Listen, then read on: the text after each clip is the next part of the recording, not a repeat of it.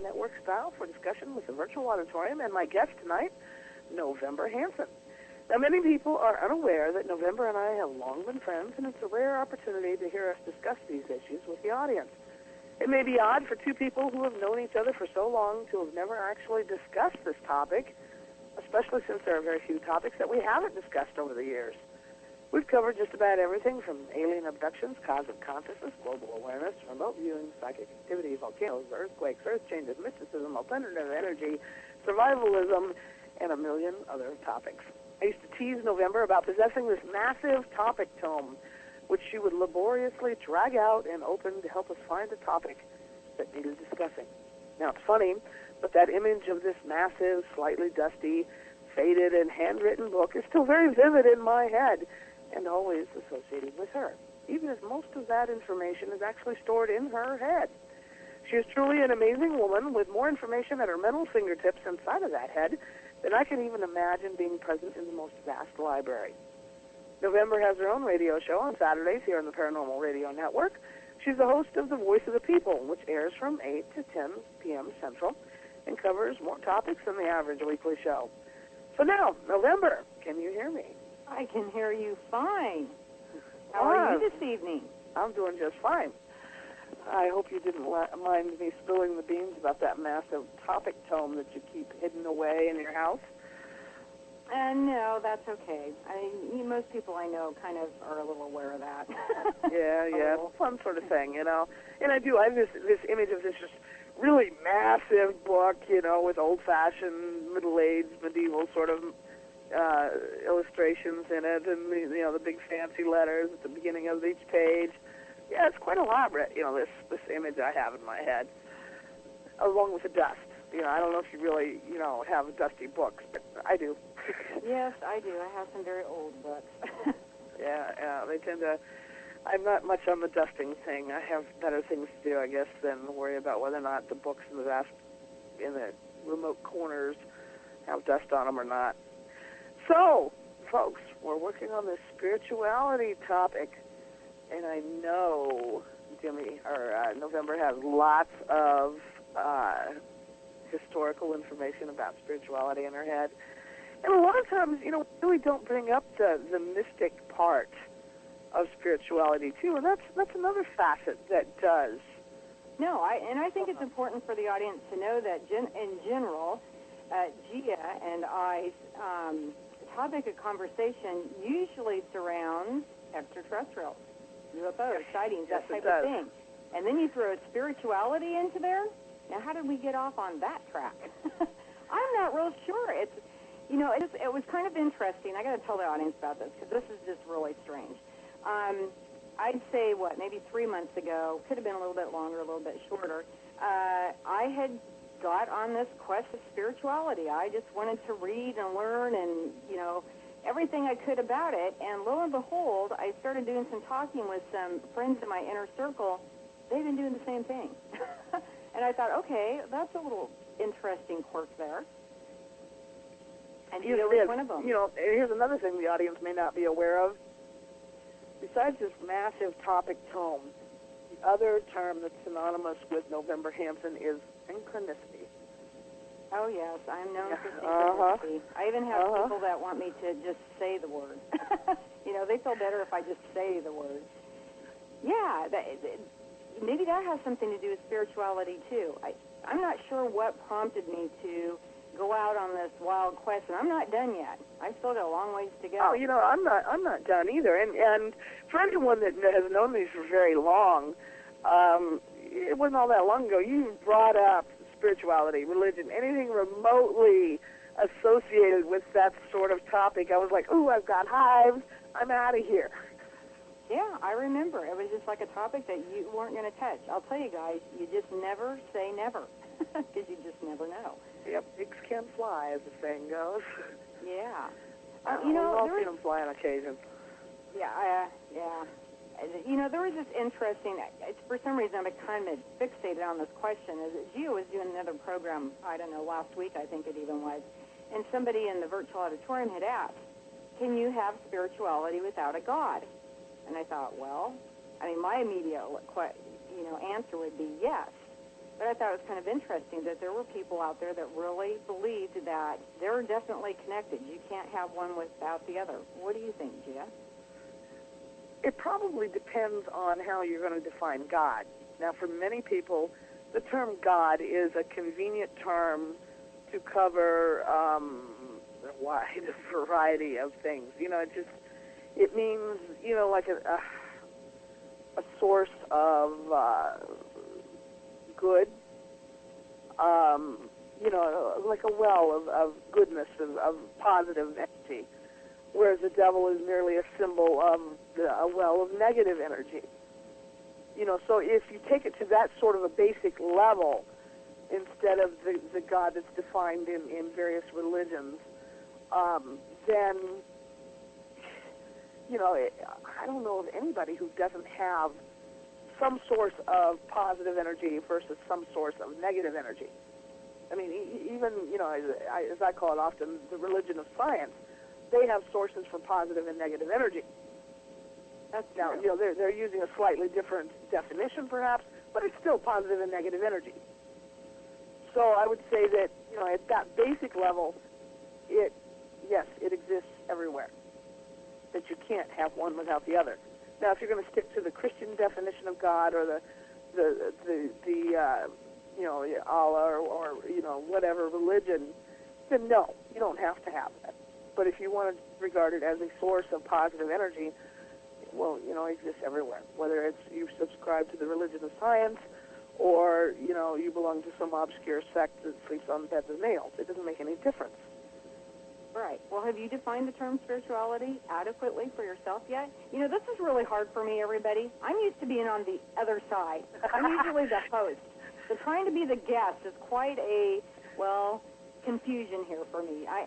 So if I end up asking actually, you we really aren't doing this as guest and host tonight. It's almost like we're co-hosting it, because this is actually, we've invited the audience to come and join us in one of our typical discussions, and this is actually a kind of a rare thing.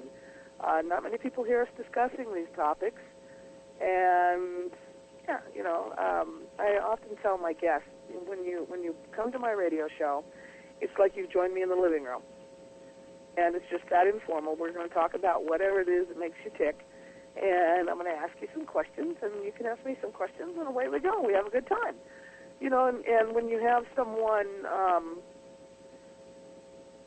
over for, and you start discussing things, you really don't stick to these formal roles of guest and host. It's much more informal than that. No, and I agree, because I've done one program that was what I call a canned program, where you're sent a list of questions that you can ask the person, and I thought, this is so limiting. I mean, it's a good show and everything, but I like to just, the informal, and I think most other people like it too, because you just never know what's going to happen. It's a much more natural flow. Okay, although I've known for these strange, out-of-the-blue topic switches, and I do that in person, so it's normal for me. Like me asking, last week's guest was Washal, and I asked her, what's your favorite fall memory? She's probably never been asked that before during a radio interview. But right. it makes everybody human, because we all are, we all have favorite fall memories or summer memories or whatever. We all put our shoes on after we put on our pants, or else we wish we had, We're not that different.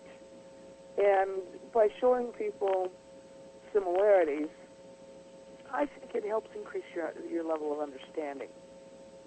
And you're less narrow-minded about someone.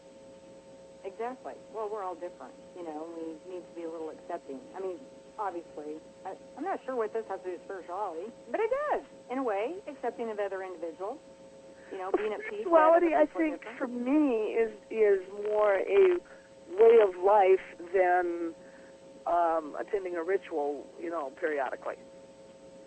Yeah. And, a way of life includes how you interact with other people. It includes how you think. It includes sometimes what you choose to eat, or, whether you walk or drive. It's all encompassing. It influences every facet of your life because you do live it. Yeah, that's true. true. You know, I was, of course, I can't just have a topic and not go researching, the devil out of it. You're excellent for research. But the CNN poll, I didn't know this, but CNN actually did a whole program on spirituality. It was called The Quest, and I thought, well, how interesting. And they did this poll, and I thought their results were very intriguing. They were asking people, did they believe that spirituality was either religion, inner meditation, or neither of those things? And those who responded, only 13% thought it was religion. I thought that was kind of interesting. 71% felt spirituality had to do with inner meditation. I thought that was, and 16% thought it was neither. Who knows what they thought it was, but it was neither one of those. Maybe they were like me and thought, it's much more than inner meditation. I mean, that's part of it. But, it really has to become the way you think, the way you act, the way you live. It's part of you all the time. It's as much a part of you as your personality. Yeah, I agree. Well, I think, too, it's about feeling good. I mean, we all want to have a balance. We all want to feel good. Who wants to have a spiritual belief system that makes you feel bad? We've got lots of things in the world to make us feel bad. Right. I mean, right down to the guy at the stoplight who gives you, what do they call it, the Hawaiian good luck symbol or the California, whatever, state good luck symbol, Yeah. The things that people screech at you, the rude people that you deal with in a checkout line, all of those things are negative influences on our life. Right. We don't have to buy into them either. No, and I think that's part of what spirituality is all about, is focusing on the positive, just sort of keeping yourself balanced and more, in tune with the positive. Yeah, and not letting those things get to you. Like, I was talking to you the other day, and we were talking about, just things in life that would stress you out. And I know that you weren't having a particular good time at the moment, but you were thinking, it's very strange, but I'm thinking very optimistic. And I thought, I kind of felt the same way. I have a car that broke down. I mean, me and cars, that is one thing that will just set my earth on fire. And it's not bothering me. I kind of have, I don't know, maybe just through this process of looking into researching spirituality, trying to figure out how different people approach it, helps me to try to, balance or center and learn to not let those little things in life that everybody freaks out about get to them. Yeah, and that's really important that we do sort of, living in New Orleans after Katrina, you saw so many people. I mean, they'd lost all their material possessions. They maybe had lost their jobs as well. They may have lost family members. And now you got to stand in line for 45 minutes to buy a book of matches.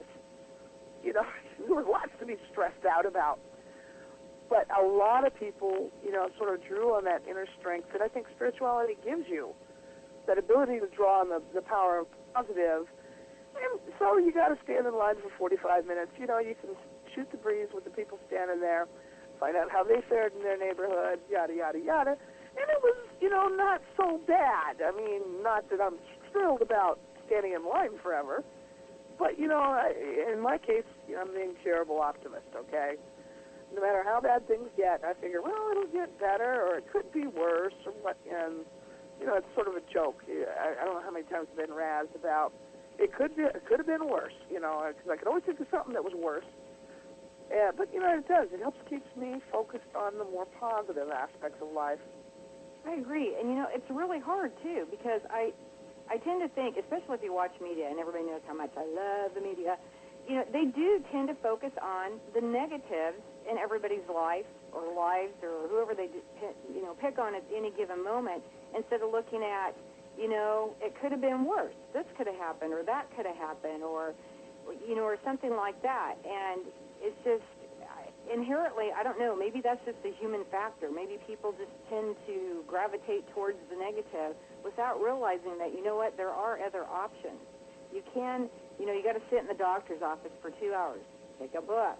I mean, there's other options to overcome the things that are just like keeping you out of balance, stressing you out, that type of thing. And I'm certainly no expert in the field, but in my own life, I've had to go through a series of different things to try to balance everything out. You know, right now, everything seems to be pretty much okay. Yes, I have a stray bird in my house someplace, a stray chipmunk that God only knows how they got in there.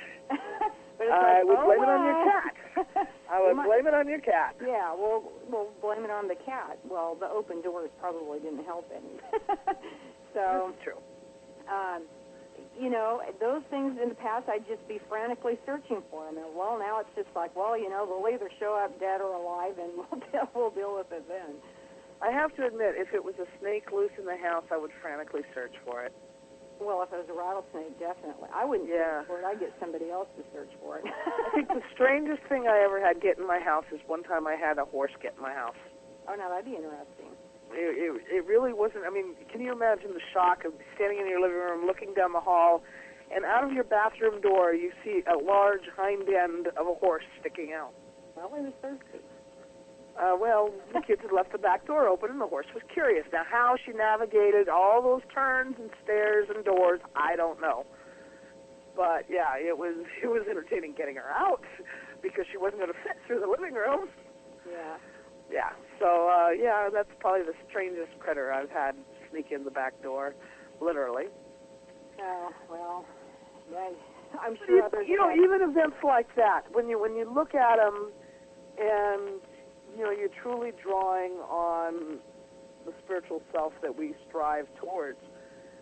They are rather amusing problems to solve, rather than great catastrophes. Right. And you know what? Oftentimes those great catastrophes that we've had in life, 20 years later, we're laughing about it. We're joking about it because, well, somehow we managed to get through it. And, you know, you can find the humor in what was happening at the time. You know, yeah, you know, it really does. And I think it's spirituality is something so intangible, but it really becomes your outlook on life. It shapes how you think about things, about events. You know, it's just, it isn't about challenging everybody or proving you're right or wrong or whatever. It's about leading by example, perhaps. Yeah, I think that, too. Have you ever noticed, you know, I was thinking about this the other day, too, before we were going to do the program. I think sometimes if we observe, we can actually notice people that probably have some sort of spirituality about them. You know, I see people in life, I don't even know them, but they just seem to have this carefree, you know, responsible, though, carefree attitude. Things don't seem to bother them. They're friendly. They're outgoing. They leave you alone if you want to be left alone, whatever. And you almost feel that these people are spiritual. I would say it's almost like they're glowing. Yeah, exactly. You know, it's like this glowing little energy field coming from them, and you feel good when you're around them. You know, people could say, oh, they have positive energy, or they have a great aura, or whatever you want to call it. But to me, it's like this person is a truly spiritual person.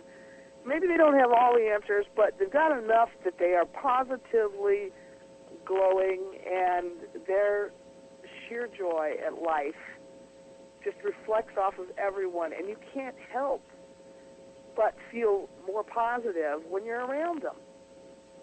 Right, I agree. Well, gosh, you know, I was doing some other research, too. I was thinking about it from a historical standpoint. How long have people been, you know, seeking the spirituality? And just the term itself appeared in 1303, so that was interesting, but it goes clear back to the Vedic text. They talk about spirituality and about finding that balance, or, you know, everybody has their different ideas about what it's all about, too. Maybe that's what makes it so hard to actually define. Yeah, and it really does. You know, we everybody has their own view of what spirituality should be about, and it's colored by their personal belief system. You know, some people have a much more liberal definition than others. Yeah, I would think so. And but are you accepting of the different belief systems too? I mean, I have friends who would define spirituality as, their relationship with God. I would have friends that would define spirituality through their meditative practices. I have friends who define spirituality as Zen. I have a wide variety of friends that would determine spirituality in a different way. I don't really care how they determine it. If that's what works for them, that's fine. Yeah, exactly. I think maybe for a lot of us, the whole concept of spirituality encompasses so many things that you really need to be pretty accepting and liberal in defining it and in letting other people practice it, because everybody has a different way of getting there. Some people need elaborate rituals to sort of do that inner meditative state thing. Other people don't. Some people want to expand their consciousness and sort of explore what the universal mindset would be. Other people aren't ready to venture that far out of their own neighborhood, you might say. Right. Well, somebody in the virtual auditorium is asking, spirituality, what's your definition? I would be willing, after the breaks, I know we're coming up on one about now, About 30 to seconds, give my so. definition at this, or deposition, how about that, definition at this point in time, but I know Gia needs to go to a break, so I'll let her do her thing there. Yeah, so everybody, it's now time for a break, so please stay tuned, and the Donna Shades will be right back with your guest, November Hanson.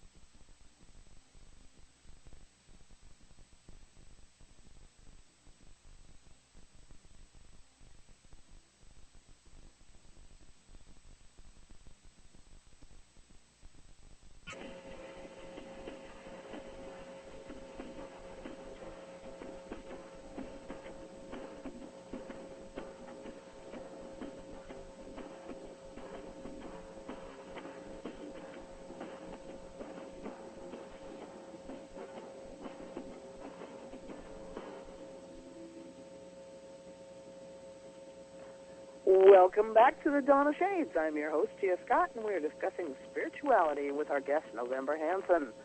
The audience is invited to participate in this discussion either by raising their hand in the virtual auditorium or by calling in on the toll-free number 1-877-786-0562. I also want to remind everyone, if you would like a chance to talk with like-minded people and get the Dawn of Shades in off-the-air informal mode, we are hosting a discussion group on Thursday this week from 7 to 9 p.m. Central. This will be in Pal Talk, and you can get the information about this informal forum from my website, www.giascott.com. And that's GIASCOTT.com. Okay, November. I sort of lost my train of thought, and I know you had a question that you were about to answer. Yes. Yeah. Somebody in the virtual auditorium wanted to know how I would define spirituality. You know what? The only way I could define it is based on what I believe it probably is at this time. But I hold my beliefs open to a degree, and the reason why I do that is sometimes in life new information comes along that tells me, you know what, I want to relook at this. I want to rethink this. I don't want to have myself so set in a specific, narrow-minded standard that I'm not willing to look at new information. And we have new information coming all the time in science and history and all kinds of different ways. But I think spirituality really does have to do with the self. I think the person themselves will define what their spirituality is. I think it's more than just a biological existence, that there's a certain feeling, a certain standard to life. I think it helps you define who you want to be as a person, how you want to look towards, have other people look at you. And I'll be honest, I really don't care what other people think. I'm long past that. But, there's a feeling, almost a feeling inside. I don't know, when you're on to something new and it's, maybe of a cosmic nature even, and you just get this, this aura that you feel yourself inside, of a pursuit that you have. It's so much. It encompasses everything. It's how you feel when you're out in nature. It's how you feel when you're with somebody else that just has this, powerful spiritualness about them. And I don't think you can, give it a single definition. You can't call it a religion. You can't call it a meditation, although those things can all play a part in it. And that's just based on the information, that I've had now. I went to the degree this summer. I was so into researching different viewpoints, different things. I even read, I'm sorry, what I would call crazy people, and if I offend somebody in the Church of Scientology, I'm sorry, but I read L. Ron Hubbard, and about him and his life and how he went, and did his whole thing, and who was another one that I just thought was really weird, but I had to read about him. People talk about, different people all the time, and I'm like, okay, let me check this out. And, of course, they didn't really help me out any because their views were just so far off my own. But, it was still an interesting process. There was nothing wrong with looking at somebody else's perspective. And I just really enjoyed it. I went into the history of it, where it began. And, in the 18th century, there was, a group of people, they called them enlightened thinkers. And they kind of wanted to split spirituality away from religion. They wanted to look at it at a fresh new perspective. And they began calling the term spirituality sublime, which I thought, okay, that was kind of weird. And and I was reading too, one of the definitions in the dictionary, a spiritualist is someone who's holding seances and whatnot. Now, that wasn't the form of spirituality that I was trying to define. It could be part of it, but it really was a whole lot more. And the spiritualist movement was regarded as attempts to contact life or, people who have passed on. Yeah. And that really wasn't what I was trying to get at with this series at all. Yeah, and I would have never have even thought that. I would have put that more in the category of mysticism, maybe. I wouldn't have called it spirituality. So, it's kind of interesting how people, create these different viewpoints. as far as what they're going to determine as being spirituality. To me, it even goes broader. You know, it's even at universal. It has to do with relationships, interrelationships that you have with other people. It has to do with time being by yourself, you know, searching your own thoughts. And for me, right now, I'm leaning more towards sort of a bigger definition of spirituality. Spirituality is the journey of the individual soul or spirit, whatever name you want to give that non-physical portion of our existence. It's that entity's attempts to grow and learn and, you know, ultimately understand sort of the universal truth or whatever. And, you know, maybe it's born again many times and takes a very long, convoluted journey to get there. And, you know, that's sort of what it's all about, that attempt to find the truth. And whatever that truth may be, it's the journey of my spirit to get it. Yeah, but is it even a single truth that we're looking for? You know, maybe there's multiple truths. You know, I think sometimes we always look at things and there has to be this single truth. You know, there is or there is not. That's so black and white. And when I see the truth, okay, it's capitalized, and, you know, there again, it's like your topic tome. It's this vast volume that holds all of the truth. You know, whatever all of it is, it's in there. All I got to do is get a hold of that book and figure out how to read it. I can't figure out how to read it. How's anybody else going to? You know, I have this real visual, you know, sort of mind, you know, and you know, I make jokes about the ladies of fate. Well, I have this vision of them up there, you know, and wherever the ladies of fate hang out. But they got a jury box, and they're looking down at us through the clouds and whatnot. And periodically they just cackle with laughter and they throw whatever at me. But these ladies would put the Red Hat Society to shame. I mean, they really are outlandish. They have a very twisted sense of humor. Some of them got blue hair, some of them got cat's eye glasses, some of them have purple stockings on, some of them have ruby red shoes, you know, striped socks, whatever. They do dress a little outlandish, but there they are, these ladies sitting in that jury box looking down and just very amused by our attempts to deal with life as it comes towards us. You know, and that's just a goofy image I have in my head. You know, and I tend to visualize everything. Yeah, I do too. And, you know, I always thought everybody did. I thought everybody, if they sat down to read something and they read a word, they got an image. I didn't. A teacher had taught me, you know, at school, she says, that's not true. She says, some people just read words. I said, oh, my God, you're kidding me? You mean people don't get images in their head as they're reading these things? You know, it doesn't matter what the word is. Even a number creates an image in my mind. I don't know what I'd do without it. You know, it's just kind of interesting. You know, what would you define as a spiritual experience? Oh, boy, have I even had a spiritual experience? You know, a lot of people talk about, you know, this epiphany experience in their life, and it's like, oh, my God, I haven't had one. Does that mean I'm lacking in some way? Am I spiritually retarded? Am I, you know, do I need, you know, the short bus to spirituality? You know, what's wrong with me? I haven't had an epiphany. I don't think there's anything wrong with me. You know, I go about life a little bit slower, maybe. You know, my spiritual path is just not as exciting. But that's okay, you know. Ultimately, hopefully, we'll all get to the same place. Yeah. But I have heard of people that have had these enlightening experiences. It'd be really cool if we had some people from the virtual auditorium that even came up and said, you know, this is how I define spirituality.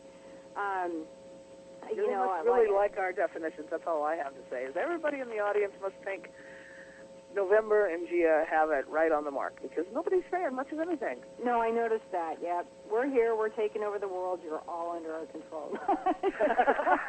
I would never want that. I'm just kidding. But yeah, but it is strange that so many people are interested in the topic yet are so hesitant to participate in discussions about it, so hesitant to voice their own opinion, so afraid of being wrong. There's no way you can be wrong in terms of spirituality. You might be wrong for someone else, but you're not wrong for yourself. Right.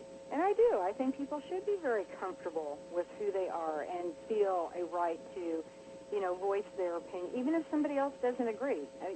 I mean, good heavens, we don't even agree on everything all the time. I mean, it's just the way even you and I, who've known each other for years, we're talking about it. We have very different views about it, but it doesn't mean that we can't, wave to each other as we walk down our individual paths. They're still running sort of parallel. Sometimes they're closer together than others, and sometimes, maybe there's a hill in between us. But, that's okay. We'll get around the hill, Yeah, I agree. Hey, when I was researching the spirituality thing, I ran across these names. It's the 100 most spiritual leaders that define the course of history. And I'm telling you, because for so long, as a young child, I would say, if you spiritual, I would have definitely looked at, religion as being there. But, I mean, they've got some interesting, Joan of Arc. And I thought, okay, a woman riding naked on a horse through town. That's a spiritual.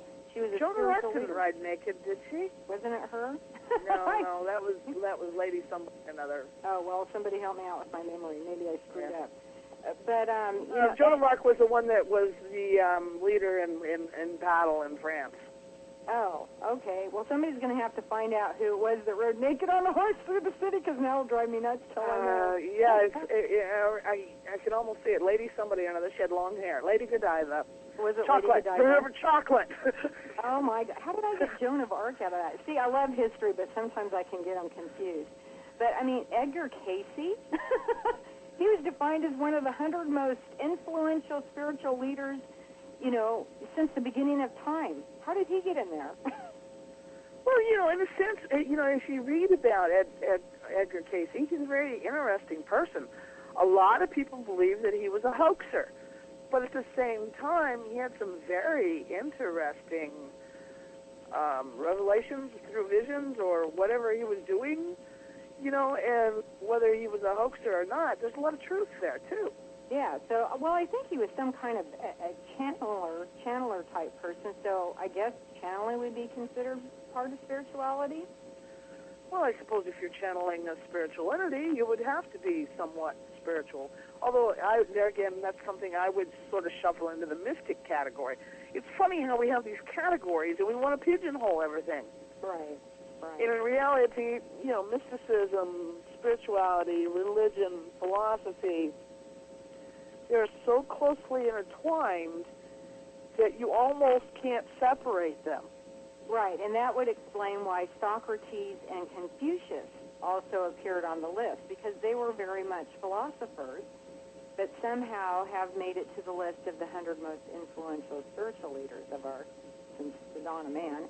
Well, if spirituality is a way of life, philosophy is very influential in life. Yeah. And it really is. Spirituality is a form of philosophy more than it's a form of politics or religion or economics. Right. So it really is more closely aligned with.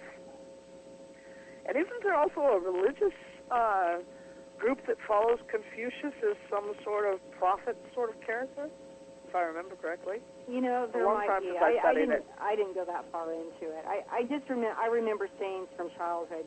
Confucius said, and there would be these. It seems to me that there are people who do regard him as a spiritual leader, and there again, it's because he did have some great wisdom, and so in a way, maybe it's odd that some of the Western philosophers didn't have a bigger spiritual following. And then again, maybe it was the evolution of Western religions that sort of inhibited that. Well, now that could be. And there again, now we've got politics playing into spirituality as well. Yeah, that's true. Well, it would encompass just about every facet of life, I would think. I mean, if you're going out to explore spirituality, you got to start looking at everything. And it's true. I mean, it's a way of life, and because it's a way of life, everything about life starts to play into it. Spirituality has had its rises and falls in popularity because of public opinion, because of politics, because of religious interference, and so forth and so on. And so you can't separate history and this philosophy of spirituality either, because they are the same. Oh no, it's really entwined in history all over the place. Well, I was just reading some. I mean, there's religious people on here too: Jesus Christ and Moses and Muhammad and the Ayatollah Khomeini. I would have never thought of, I wouldn't think of him as a spiritual leader, but other parts of the world it may very much so be. Yeah, now the name has escaped me. He's a Tibetan monk that's. Boy, I hate it when I all of a sudden forget, Dalai Lama? That's who it was. The Dalai Lama. He's a spiritual leader. And there's this whole tradition, of rituals and whatnot and religion around him. But at the same time, he functions as a religious leader and a spiritual leader. Yeah, no, I agree. Seems like a very peaceful. And he did make, the 14th Dalai Lama made the list. Now, it didn't talk about the other 13, just the 14th one. But, I wonder how much of it has to do with personality traits as to how people define their spirituality. Probably a lot. That's why we have all these different types of what would be considered spiritual leaders. Do you have to have a leader? Some people would regard the Pope as a spiritual leader. Others only regard certain popes as being spiritual leaders. Right, and I regard them as being people. So it's just anybody who acts as your mentor as you explore spirituality, in a sense, is a spiritual leader. Your local preachers and priests can be spiritual leaders, or they can be religious leaders. Right. But do you have to have a leader in order to define a spirituality? I don't think so. Do you have to have a leader in order to take a journey? No. I mean, no, you can walk on your own. I mean, it would depend. I mean, there are people who are followers. That's not a bad thing. They like to have somebody out there that, has similar views to them, and that's what they're going to follow. I don't know if there's anything wrong with that, too, as long as they're careful who they're following. Well, I was told some people prefer not to be leaders because they don't want to deal with the planning. Right. And by following someone else, they don't have to. Now, and there's nothing wrong with following as long as you don't swallow every idea that comes your way, hook, line, and sinker, because after all, you are behind someone else, and Lord only knows what gets dropped behind. Right.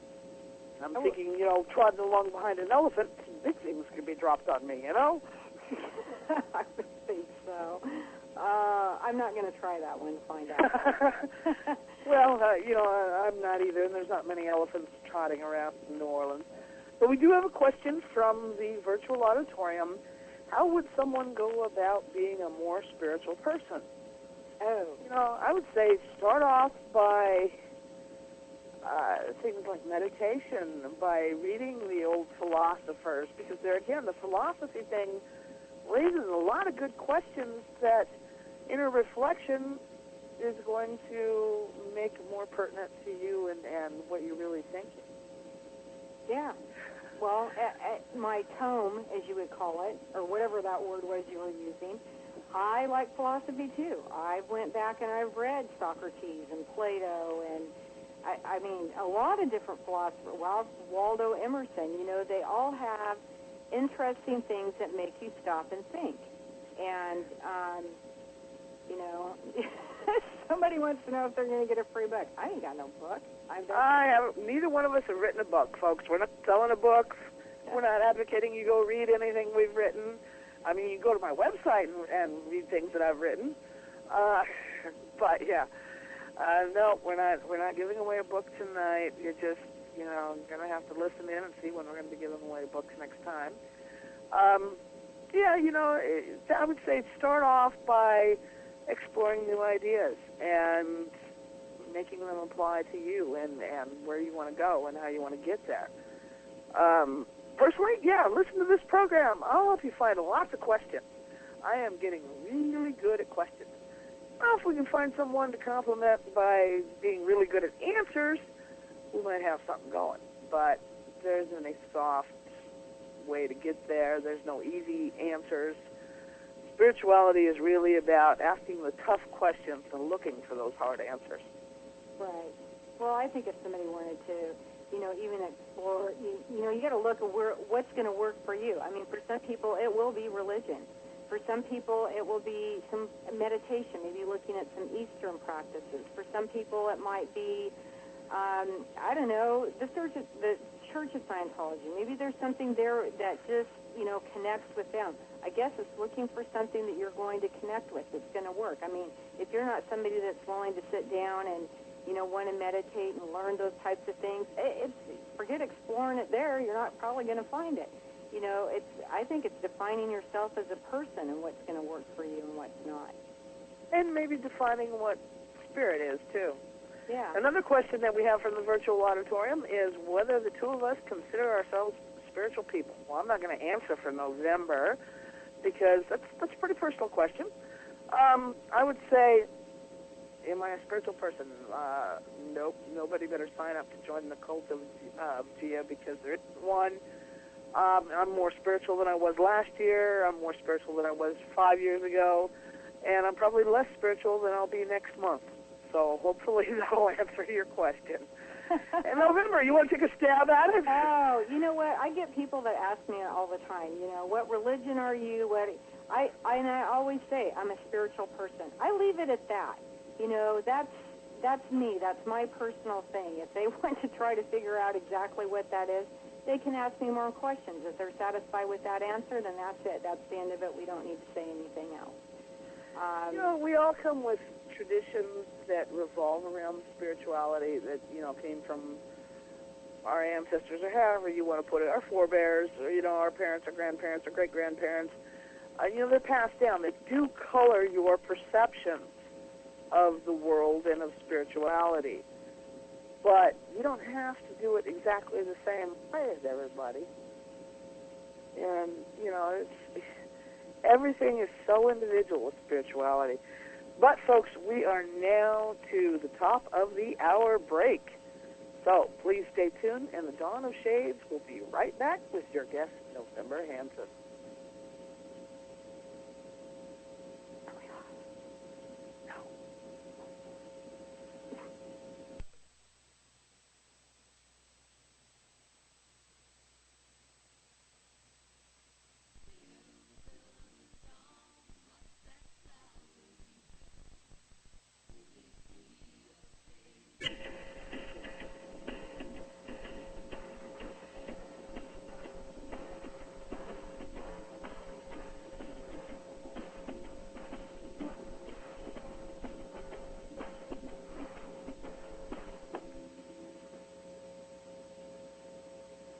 Welcome back to the Dawn of Shades.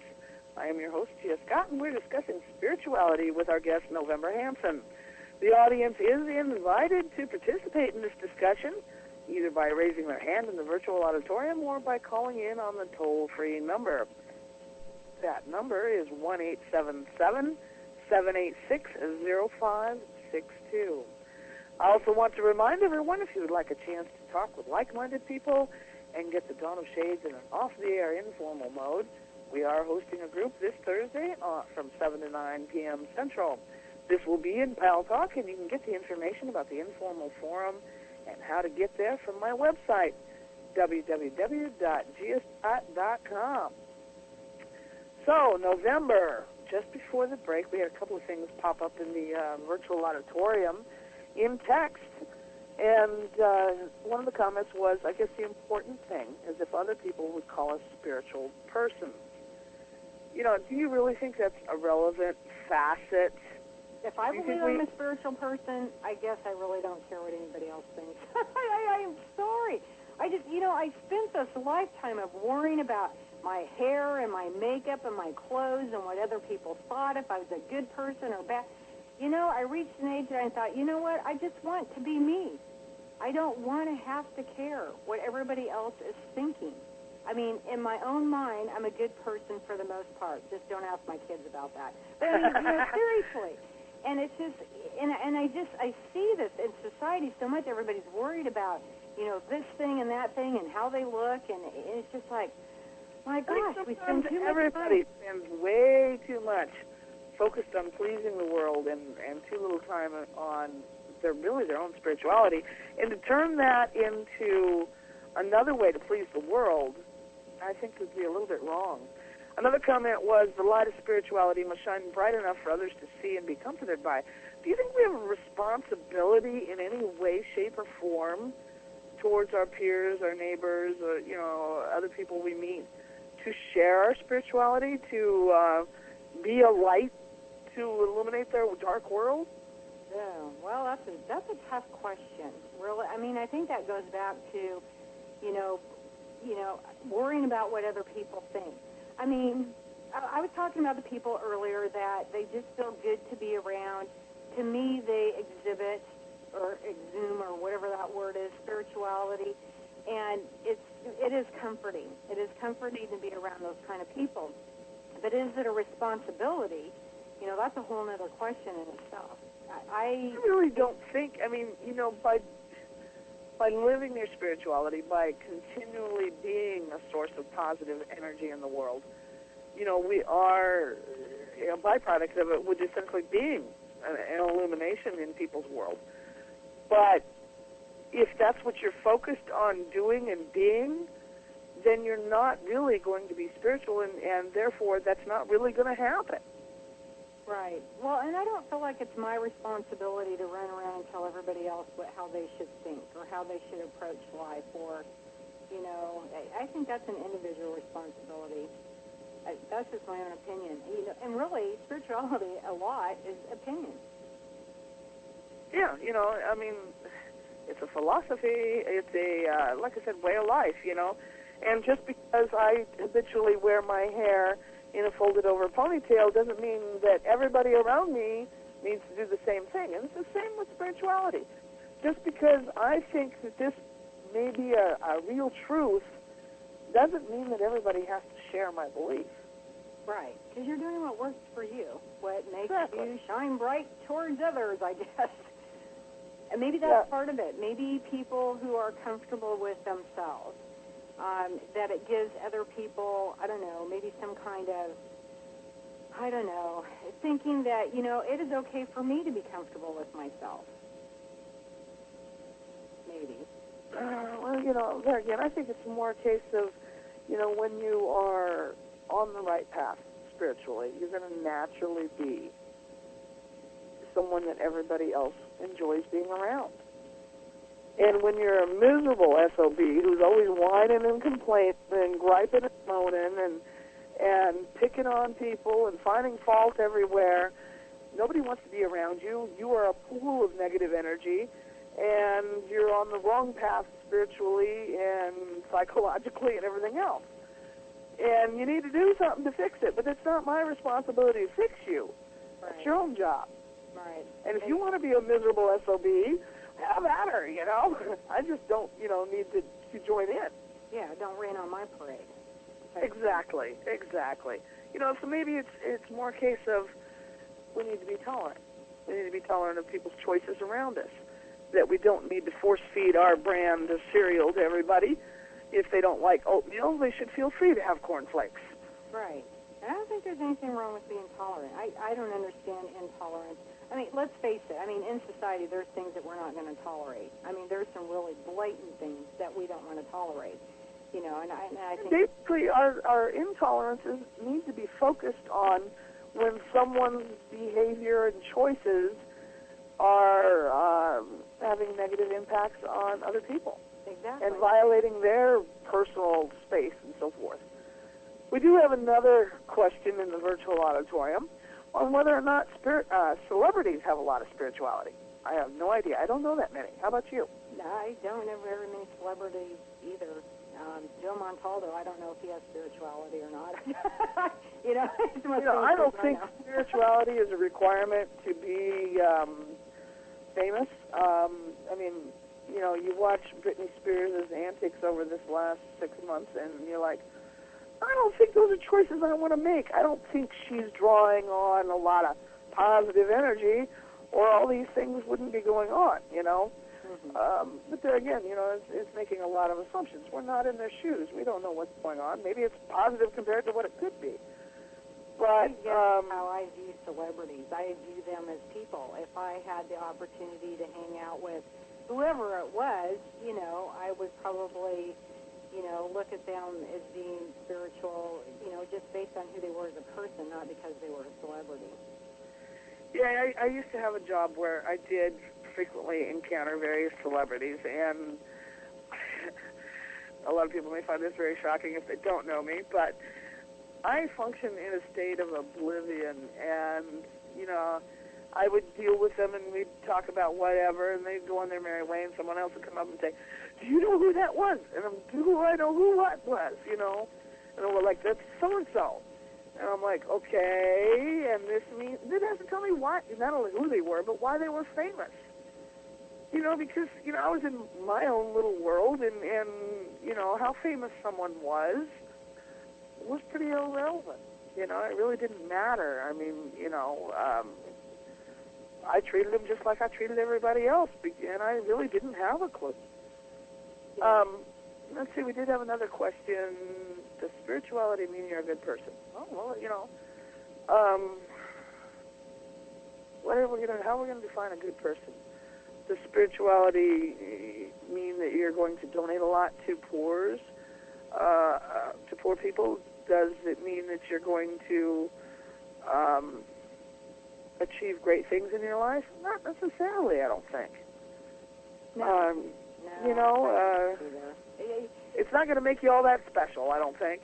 Right. I think we associate somebody who's spiritual as being a good person. People who are comfortable in life, who are doing pretty well, who are not worrying about all the little things that come along, probably are doing some good things in their life also. They feel good about themselves, so why not, extend that where they can. But I don't know if that necessarily means that spirituality makes you a good person. No, we don't all have to be Mother Teresa to be spiritual people. Right. Sometimes the things we do are much smaller, much less public. I guess, one of my sayings is, take care of your own little corner of the world. Mm-hmm. Make that a nice, pretty, peaceful place. And you know what? The next thing you know, your neighbor is going to create a little corner, too. And then their neighbor is going to create a little corner. And it's going to spread like a virus. And maybe eventually we'll have all those things that every New Year's or Thanksgiving, we pray for. Peace on earth and goodwill to men. And it hasn't happened yet. But you know what? If we keep working on our own little corner, it just might. Yeah. You know what? It's my optimism coming out again, View. I didn't know you had that view. That's my same view, Take care of my little space and my little corner. Do what I can. I mean, I'm no person of great wealth or fame or anything like that has some impact where I could, I don't know, like some celebrities, I guess you would say, could do. But I can still take care of my space, and I can, try to do the things that I can around here. I mean, nobody's perfect either. We're all humans. We're all going to make mistakes. So we learn from our mistakes. I think that's part of spirituality, too. Yeah, like I said, I think more than anything, I have concluded that spirituality is a philosophy that actually pertains to the belief in an existence of a soul or spirit. Yeah. And it does pervade every facet of your life. You will look out at the world and you see it from a different point of view. Everything, from politics to economics to your local animal shelter are going to have spiritual impacts on you then. Yeah, that's true. It's really funny. Somebody wrote in the virtual auditorium, find peace and be happy. I actually seriously thought about asking for Christmas a scale. The old-fashioned scales, and you got the little weights that you put on each side. I'm a very visual person. And so I think part of spirituality is trying to find that balance in life where things are kind of running smoothly. We're going to have all the weird things that happen that throw us off. But I always thought it would be kind of cool just to have those little weights where I can put them on the scale so I can visually see where I'm at on a daily basis. And I thought, God, that would be so cool to have something like that, trying to keep your balance from a visual perspective. Well, in a sense, I do that mentally because I have what I call my karmic bank balance. because like we were talking, nobody's perfect. We all make mistakes, et cetera, et cetera. I try to go through life with a more positive than negative. And sometimes, things don't go right, and I spend a whole lot of that positive because of the negative that I indulge in, you might say. And and I really do. That's sort of how I see how I live my life. If I do something bad, well, I've spent a lot of my karmic good, and now I've got a whole bunch of karmic bad that I got to make up for, maybe. And maybe it's a wrong way of seeing it, but that's really kind of the only way you can balance out your life and your perceptions of yourself. And we are so hard on ourselves. Another question or comment from the virtual auditorium is peace and happiness. Is it something you can see, or is it something that you feel? Well, when peace descends on my household, nobody sprinkles me with fairy dust. And when I'm happy, I'm not sprinkling anybody else with fairy dust either. But when you're at peace and when you're happy, think about the people that that you've seen, that are actually happy, that are actually at peace. And they sort of glow from within. And it's kind of a cool thing to be around. Yeah, and I can see it, and I can feel it. I always use my elevator thing, You get on the elevator, it's at work, you work on the 17th floor, and everybody's grouchy and cranky. They got up on the wrong side of the bed, and everything went wrong in the morning, and you get to the top, and you were in a good mood. By the time you get to the top, it's like, you were just absolutely drained. And then, but it happens to be Friday when everybody gets back on that elevator. They're excited. I'm going here. I'm going there. I'm just hanging out. You get to the bottom of the elevator, and it's like, It is funny that people do have that kind of impact on you, whether you realize it or not. And then you can be sort of the twisted individual that I can be on occasion and start hacking uncontrollably in the elevator and ask your companion, I wonder how my TV test is going to come out. That would be, but see, I would start laughing. That would be funny. Oh, my God. I have done things like that in a crowded elevator on occasion because I do have this really twisted mindset on occasion. And sometimes that little ornery child just comes out when it shouldn't. Oh, well, I've done some twisted comical things. I was always accused of having British humor. I thought, what's British humor? I don't know. Dark. I guess. I have no clue. I really can't define British humor in a specific genre, I guess. And it really, it's kind of fun, when you really try exploring topics like this, because a lot of people have very deep and passionate feelings about spirituality, and other people are much more laid back and accepting, and others are just intensely curious.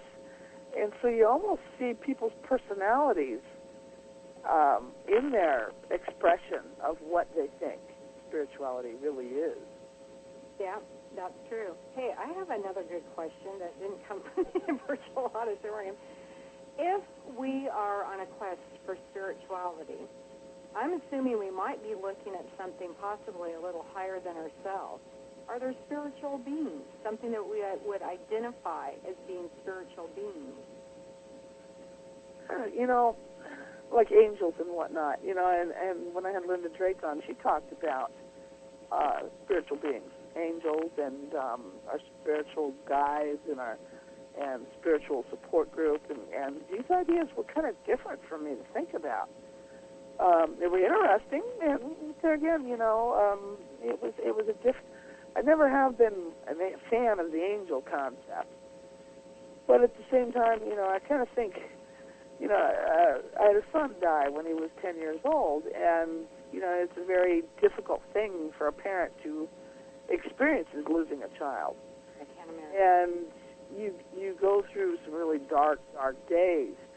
And one of the thoughts that always sort of kicked me in the seat of the pants when I wasn't feeling like I really, could get with the program again was the thought of meeting him in the afterlife and having to explain that I really wasn't half as wonderful as he thought.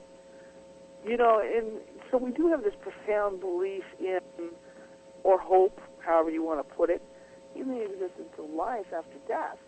So if our spirit lives on, then obviously our spirit needs to learn and grow and expand its knowledge and figure out things. And if it doesn't, then it truly would be a hellish punishment to be sent back to do it again. Oh, I agree. Oh, my gosh, I got an echo. I apologize. I have no idea where that came from. It really would, because think about it. Imagine that person that you really never could see eye to eye with. Imagine being born again and stuck with them as a parent or a child or a boss or whatever, an influential person in your life. Maybe if we look around at the people we can't tolerate and think, ooh, I better be nice to them, I might be related to them in my next life, it might change your perception a little bit. Yeah, that's true. Well, then that kind of even adds another element to spirituality. If you are a spiritual type person, do you believe that life goes on after the physical death? That's a topic that's been explored by many, many people. Oh, yeah. And at one point, I would have defined it as a hope of mine, that was a true statement, that life did go on after death. But, as I've talked with many people on this program, I would have said it's moved beyond the hope state, because you talk to people who have researched near-death experiences. You talk to people who have dealt with channeling of messages from, the other side of death, and so forth and so on. And it really kind of, it'll rock your boat a little bit when you start really listening to this stuff open-mindedly. And I'm not saying open your mind so wide that the wind is whistling through, but just listen to it and hear what they're saying and why they're saying it. And it does make you think, what? I don't think it's all that simple. And, at the same time, the religion of science says, well, soul and spirit can't exist. There's much more to me than this mere shell that walks around. There's something that makes me different from a chimpanzee. Okay, then I'm a little bit different. I use science to define that the afterlife is actually very possible. We are a bioelectric system. We are energy, we are electricity, and we are a biological material. Therefore, if you go by science and energy never dies, well, that energy that was us has to go someplace. Right.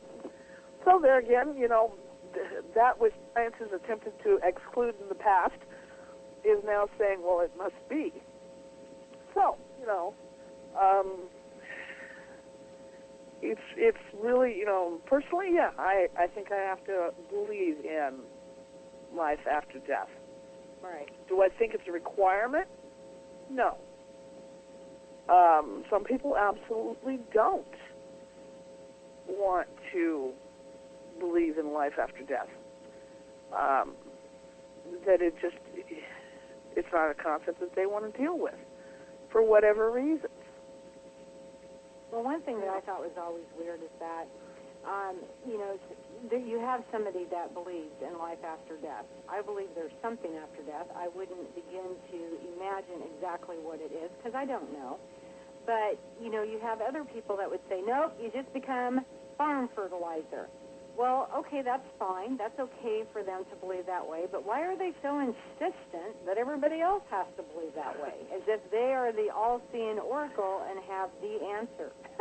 I mean, and even when they do it from a scientific point of view, I'm sorry, science is changing all the time. And, we're going to learn more and grow more. And, I mean, heaven forbid that it ever just stopped and we knew everything. Life would be horribly boring.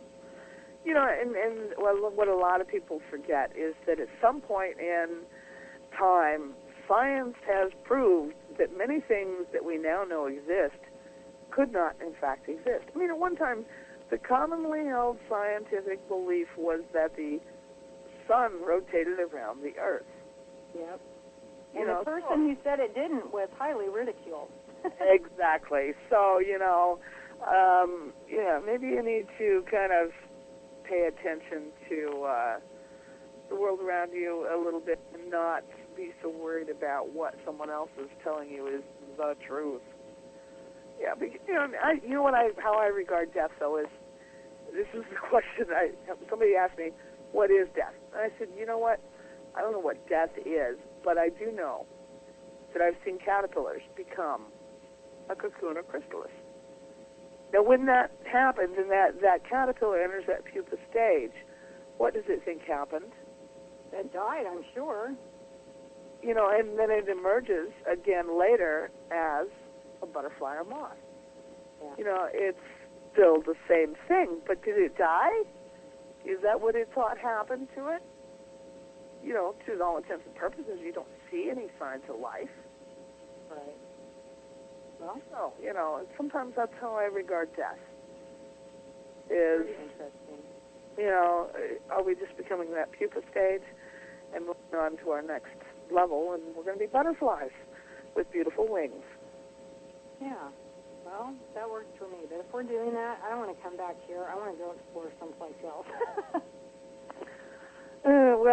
Being a butterfly here is a hazardous existence. You're apt to end up splattered in the grill of some car. That's true. Or flying around somebody's house getting swat with fly swatter. Or eaten by a bird or lizard. Yeah. But it's just, I think it was, an imagery that sort of made me look at death a little bit differently than the end. Right. And then even like I've told people before, okay, so let's say Gia's idea was just totally ridiculous to somebody else. You know what? If it works for her, if it makes her happy, if it gives comfort in her life, who cares? Why should anybody else care? What difference does it make to them? It's about, yourself and defining what's going to make life okay for you. I mean, I'd rather do that than run around being the cranky old grouch that thinks I'm just going to be farm fertilizer when I'm gone and make everybody else life around me miserable while I'm at it. Yeah, if I'm going to feed worms, I want them to be nice, fat, happy worms, Right. Exactly. And sometimes, that's what it's all about is, my ideas have changed over time, and I think that's true of everybody. We evolve. We shift. Something new comes into our experience, and we have to shift to adapt to it. And that's what humans do best, is shift and adapt. We continually shift and adapt to our environment and whatnot. But with that note, it is now time for a break. And this is the last break of the program, folks. So do please stay tuned, and we'll be right back with the Donna Shades and our guest, November Hanson.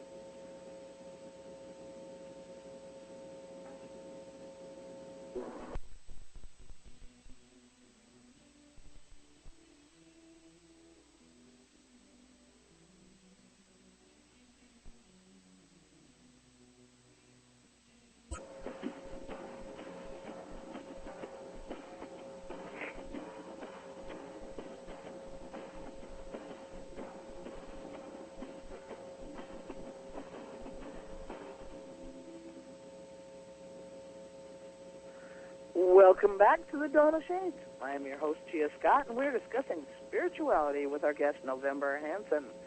The audience is invited to participate in this discussion, either by raising your hand in the virtual auditorium or by calling in on the toll-free number, which is 1-877-786-0562. I also want to remind everyone, once again, if you would like a chance to talk with like-minded people and get the Dawn of Shades in an off-the-air informal mode, we are hosting a discussion group on Thursday from 7 to 9 p.m. Central. This will be in Pal Talk, and you can get the information about how to join this informal forum from my website, www.giascott.com. Well, November, where were we before we derailed our train of thought with our break? That's a good question. I don't really remember, but I did, something else I wanted to bring out that I also include. I don't think we're going to define spirituality for at least a few thousand years, but, we can at least make a stab at it. But, another thing that I would associate with spirituality is people who have hope. Now, why that is, I'm not real sure. I can't define that, but there's a lot of people who, they just have hope. They don't get bogged down in something in life is going to, come to an end tomorrow morning. Yeah. Well, maybe because hope is associated with being optimistic, which is associated with positive thinking, which obviously would result from positive energy. And the whole thing is then seasoned with philosophy, and there we are. That's where hope comes from. So spirituality is actually a type of energy, something that makes you feel good. And makes you strive to do your best, maybe. It pushes you continuously to get there somehow, wherever there is. Right. Definitely. I think a lot of people who are spiritual, they have their routines, they have goals, but they don't let the little things that come up in life just necessarily rock their boats. And I think you have to practice that, too. It's not just something that one day you wake up and you say, I'm going to be a spiritual person. And that's it. Life's good. Everything's great. You don't have to do no more. Slapping a bumper sticker on your car is not enough. Getting a tattoo to your forehead isn't going to cut it. It has to be a way of life. Yeah, something that you have to define for yourself, and you need to practice it. And it's not going to be something easy. It's not going to come in a book.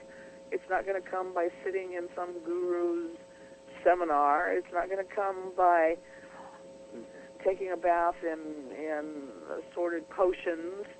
It's not a miracle. It's a day-to-day struggle. Right. And, there's some people in the virtual auditorium that are posting some really great things that really this is the philosophical piece to it. Where there is a will, there is a way. There's a silver lining somewhere. Just need to turn on the light to find it, And the words are actually very powerful things. They can move you. They can encourage you. They can help along with the spirituality. For some people, it's to live in the moment.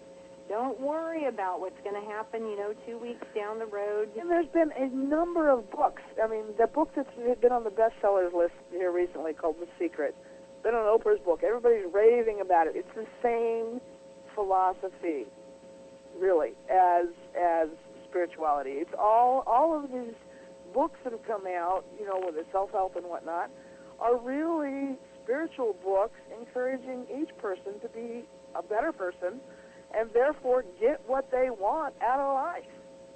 Right. Find their answers, to find out who they are, and to find out how they want to live. Yeah, I agree. And there are a wealth of books out there, and it's not like a little thing in a can you pop open the lid and it works for everybody.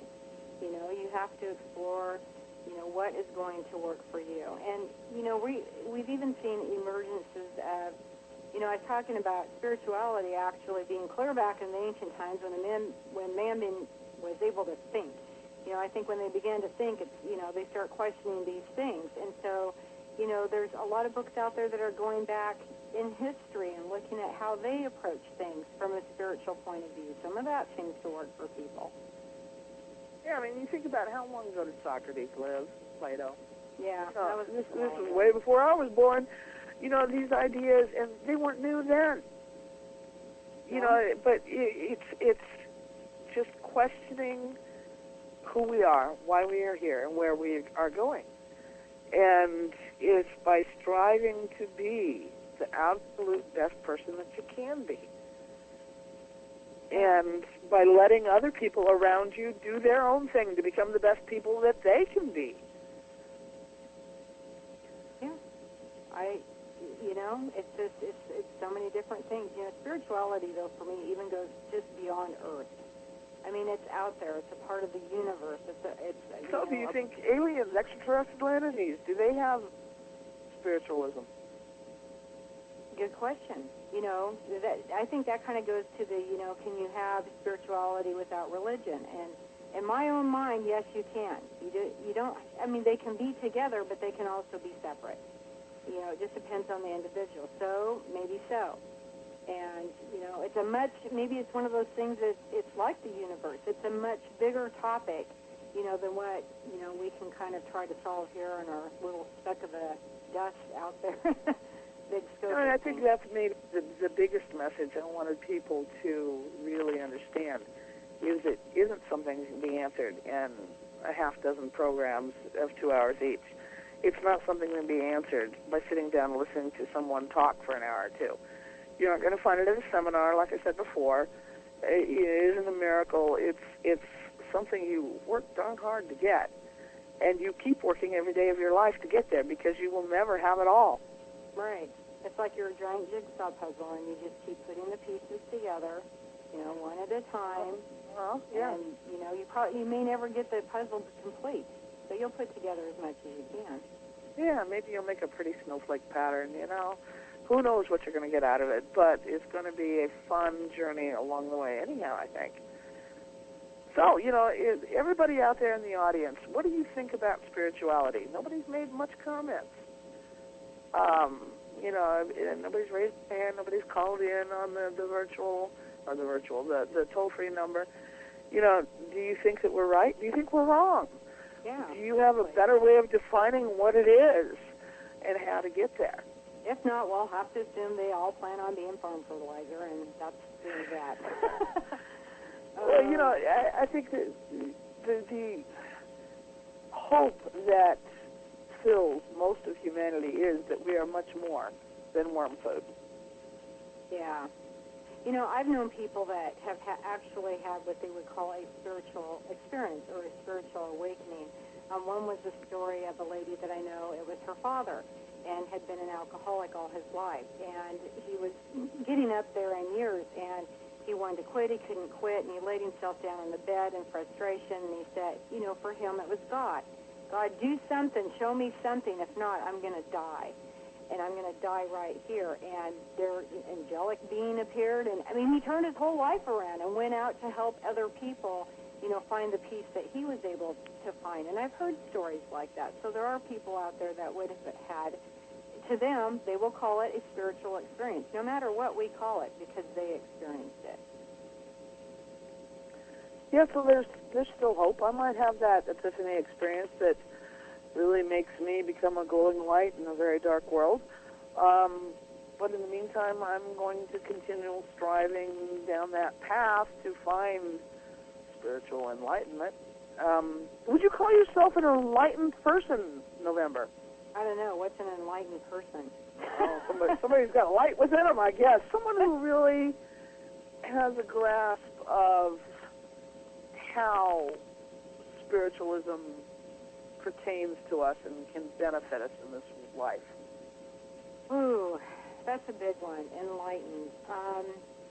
Awakened, I would probably say, would be a better term, mainly because it's like, going through the motions of life. You have a certain, you have work, you have family, da-da-da-da-da, and then all of a sudden there's this whole other thing that becomes a part of your life, like you're awakened to other ideas, other perceptions, wanting to pursue, wanting to educate yourself, wanting to, I don't know if you call that enlightened, I'm not sure, but definitely an awakened person that, there's a little more going on here than just the nightly news and the TV programs and, some of those wild chat rooms that are out there, and work and family. There's more. There's actually more. And so, that happened probably around 1999 when I just started, thinking there's more to all of this, and I want to learn, and I want to be a lifelong learner, and so, maybe that has something to do with the whole spirituality thing, is the willingness to learn and not just accept everything that's given to me, that's what it is. And maybe, that is, I think that's, an excellent way of putting it. There's a couple things that I would add to being an enlightened person, and that's sort of being open to new ideas. And there again, not so open, it's like, the wind is blowing through and the papers skitter away, Yeah, you don't have to accept everything as your own, but simply look at these ideas without discarding them without consideration, I guess. You're able to consider many new ideas without feeling threatened. Yeah, and that's true. I don't. I have to say, I don't feel threatened by other people's ideas. There's a few ideas floating around there that some would call spirituality that I might question. But I mean, I'm willing to look. I'm listening to other people's experiences, be non-judgmental. That's not, I don't feel like that's my responsibility to sit around and judge everybody else. And like I said, it's a daily practice. I mean, you have to practice those things. We are human. I'm not perfect. I do make mistakes. Yes, my world does come unraveled at times, and I have to pick up the pieces and put it back together again. Fortitude might be, you could even say some of it. Somebody had said something about having been through, lived a lot of things and not given up. I can think of times in my life when I give up, and I don't mean like, say sayonara to earth, but, that I just give up on a certain situation, and I didn't. I stuck with it. And I'm really glad I did, because I did like the outcome, but that didn't make it any easier at the time. So, that might have to do with the awakening. There's days when I feel like my life is held together with super glue. I'll admit that. And you're like, oh, please don't let anybody come along with a solvent. We had a comment in the virtual auditorium. Could the first step be knowing who you really are, not the face we give to the world or who we think or wish we were, but what you are deep inside when no one else is there? Well, that's at least part of the first process. Whether it's the very first step, I don't know. But you have to accept that person that's inside you that nobody else sees, that, sometimes thinks very uncharitable thoughts, that is very rude and is very crude and so forth and so on. It really, you have to just be okay with who you are. And so you don't like some things about you, work to change them. Nobody's going to become perfect. I have not met a perfect person yet. No, I have never met anybody I thought had all the answers either. No, I've met people who thought they had all the answers. Well, unfortunately, we've all met a few of those in our day. But, just because someone tells you they've got all the answers doesn't mean you need to swallow that, baited hook.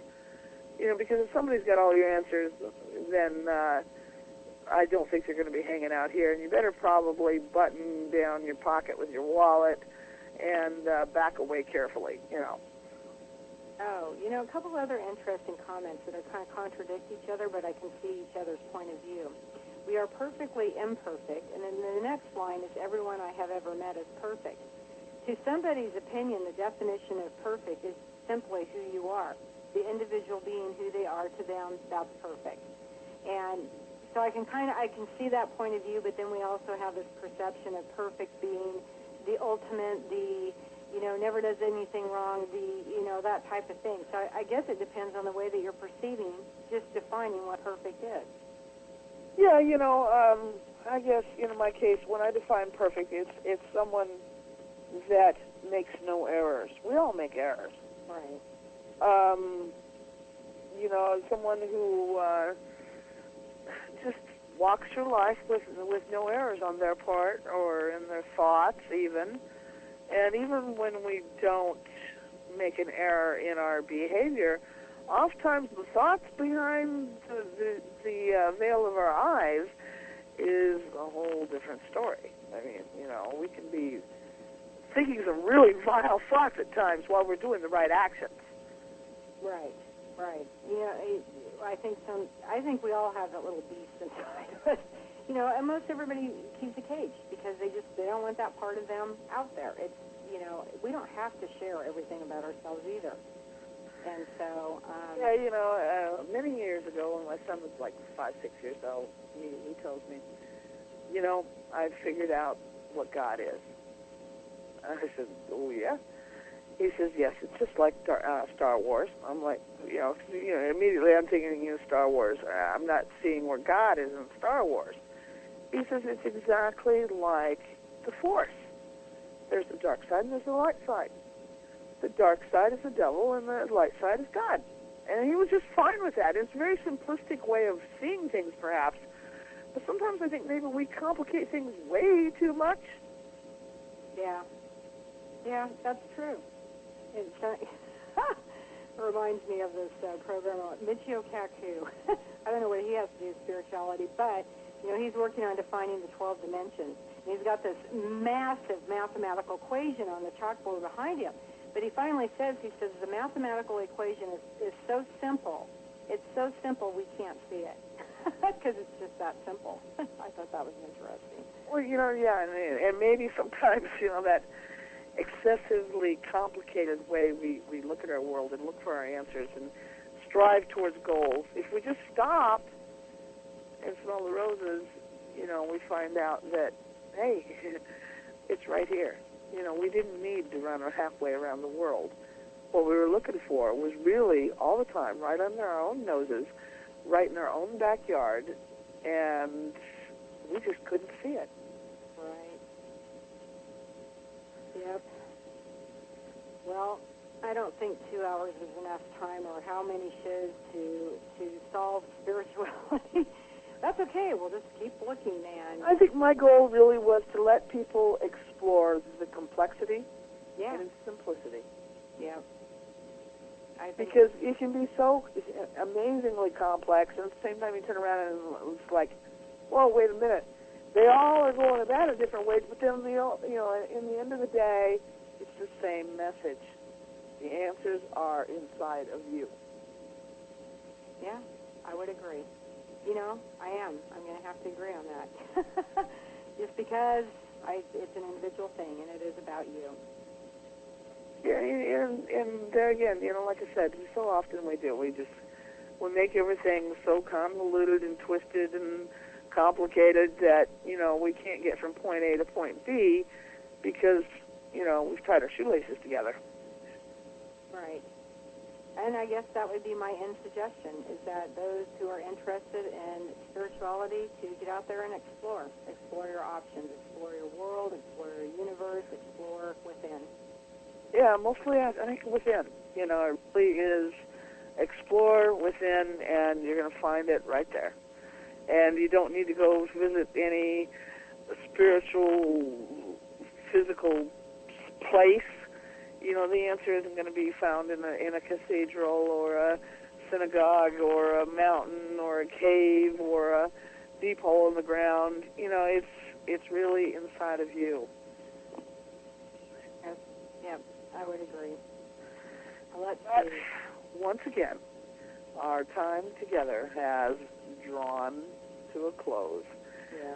I have immensely enjoyed all these programs that we've done in this series, and I hope that everyone in my audience has found it just as interesting and enjoyable. Next week, we are bringing on PMH Atwater, who will be discussing the release of her newest book on the near-death experience phenomena. On October 23rd, we will have Nat Pruitt on the program to talk about his pursuit of the elusive Bigfoot.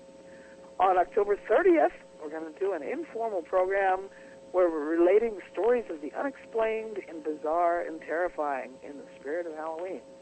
If you're feeling bashful about the mic, you can email me the stories ahead of time, and I'll relay them on the air. So please, plan on joining us each week for the sheer fun of exploring new ideas with new people. Until then, may the light of knowledge illuminate your personal pathway to the truth. Good night, everyone.